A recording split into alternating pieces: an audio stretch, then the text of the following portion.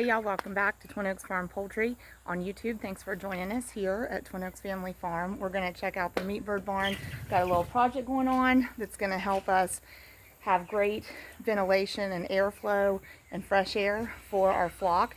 So it's improving the conditions in the barn. They're already good, but it's going to make it better and make the barn function more the way it was intended. So we'll take a look at the birds, take a look at what's going on, and I appreciate you joining us. Please subscribe if you haven't.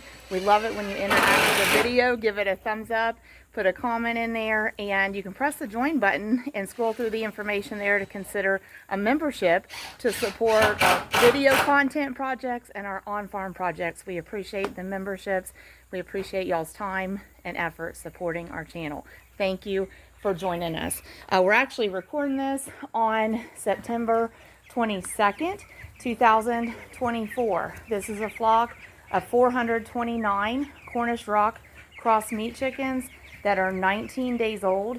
We will have them ready for poultry production in about 6 weeks from hatch to harvest. So they were hatched September 4th, 2024 at a hatchery in Southwest Ohio, USA. They were shipped to us through the United States mail that same day. So move-in day was also September 4th, 2024. We call that day 1 of production.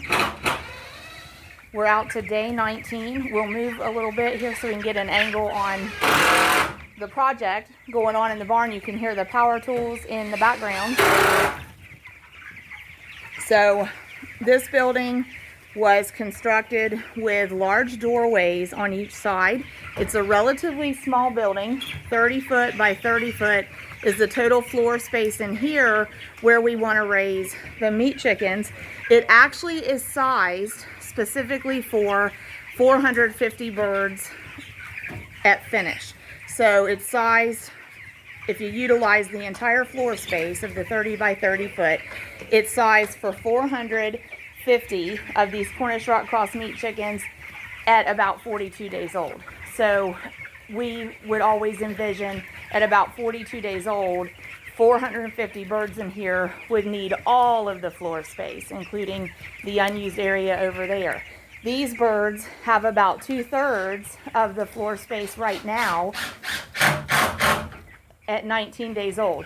But we are ready to open up the rest of the floor space to them. So we'll be removing some of the items that are just kind of stored over there. So what these fellows are doing is constructing a panel that will allow us to have both of these doors in this large doorway opening propped open throughout the daytime. I'll give you an example of that. There actually is one of those panels on that door as well. So it's a panel like this. So there's like a 2x6 at the top and a 2x6 at the bottom, and there's a sturdy hardware mesh between those two boards. And that is just to keep the birds in during the daytime. With meat birds, one way to raise them is to have them pasture raised, or similarly to pasture raised, to have them outdoors in a movable apparatus called a chicken tractor.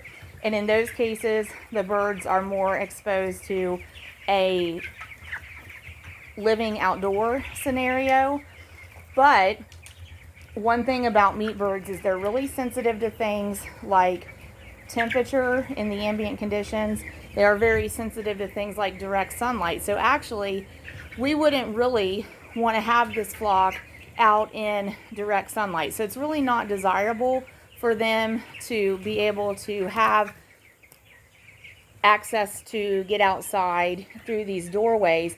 But we constructed them with the big doorways in order to let maximum airflow move through the building. And there's actually doorways on all 4 sides of the building. So that's the south doorway. So getting this north doorway where we can have it completely propped open will get us that airflow through there.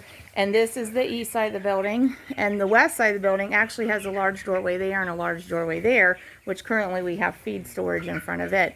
But we're able to have that one open and part of the day this one open too. So when we can have multiple sides of the building open, we get some great airflow through here.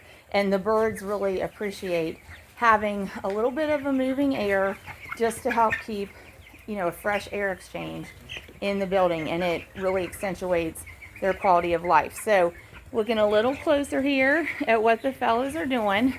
This is, I think, a little bit different mesh than we've used on the other panels, but this will work in here for them. I see Jared is inspecting this water, and we do have to kind of keep an eye on the waters. Of course, we're filling them frequently because these birds are actually drinking about 75 gallon of water daily. Each of these waters holds 25 gallon.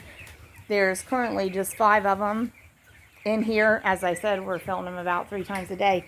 But I see that what Jared noticed is that water reservoir is full, but there's not much water making it to the tray.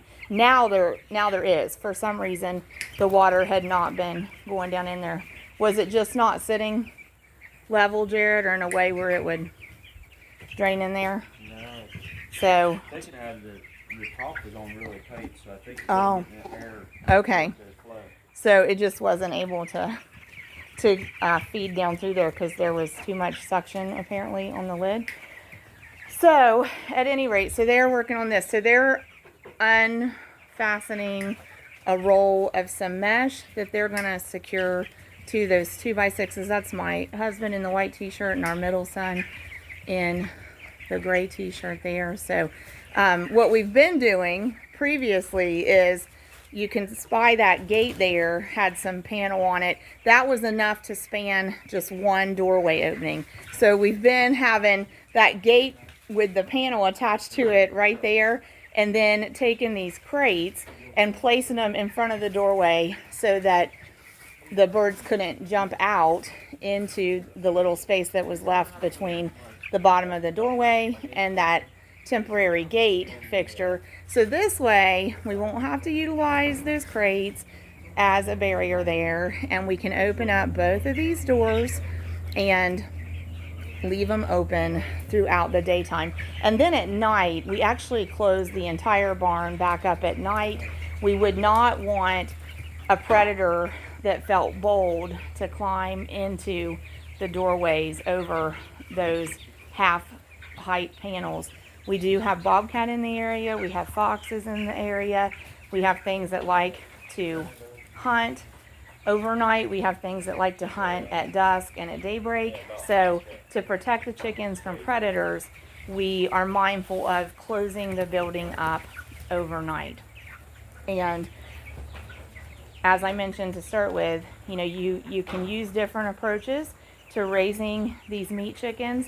And if you have the land that lays correctly and the amount of land to be able to make a pasture raised situation work, or make a chicken tractor approach work, those work great. But for us, we don't have the resources land wise right here where we raise the chickens to do that. So we opted for basically a confinement system, but we gauged it for an appropriate stocking density, and stocking density is just the number of individuals of your livestock relative to how much space they have. So with this flock, 429 birds, they're going to have ample space throughout production. You want to avoid overcrowding livestock, because when you do, it diminishes the living conditions, diminishes the quality of life. But even in a confinement system like this one inside a barn, we're able to give the livestock good quality of life if we respect a stocking density that doesn't overcrowd them. So they actually have ample room. And then when we remove this barrier and let them move on over to that side, they're still going to have ample room too. So these guys are getting this finished up. It's going to be really nice to be able to just have both of these doors completely open. And the other thing I wanted to mention before we get ready to wrap up the video, we had this back door open, and this is still morning. So in the morning, the sun streams in the east side of the building here, similar to what's going on right there. So that sun was streaming in here, and the birds were totally avoiding that area. And that's indicative of how these birds are sensitive to ambient condition. They are sensitive to that heat, that solar heat from the sunlight beating on them in direct sun.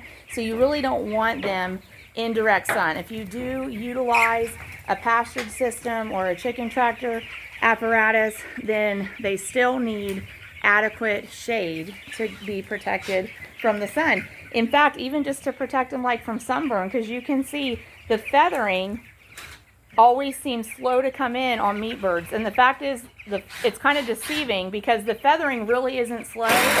It's just that these birds grow so rapidly, their skin is expanding quicker than their growing feathers to cover it. So you do want to kind of protect their skin from the harsh elements, including direct sunlight. So this is super. Looks like they probably are just working on fastening that, just about getting it done. But we'll be able to actually swing this door that's on the right all the way back to that wall, so that we'll be able to keep that doorway totally open and have that great airflow through there. So hammer, nail, elbow grease, and sweat equity. You can do just about anything you set your mind to.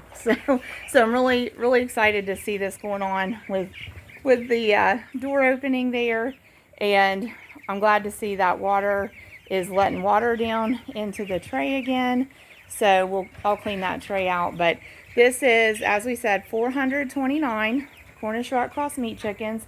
They are chickens selectively bred, very similar to selective breeding in designer dogs, selectively bred to pass on traits that will allow them to convert feed to meat efficiently and rapidly, distributing the meat into the chicken breast, the drumsticks, and the chicken thighs, all those parts in particular. So 19 days old, and they'll go to processing at about, this flock will go at 41 days.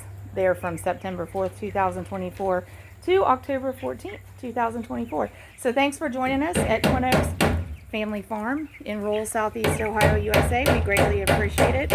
We love to produce real good chicken, and we're excited to use the YouTube channel here to show y'all how real good chicken can be made in about 6 weeks from Cornish Rock Cross meat chickens.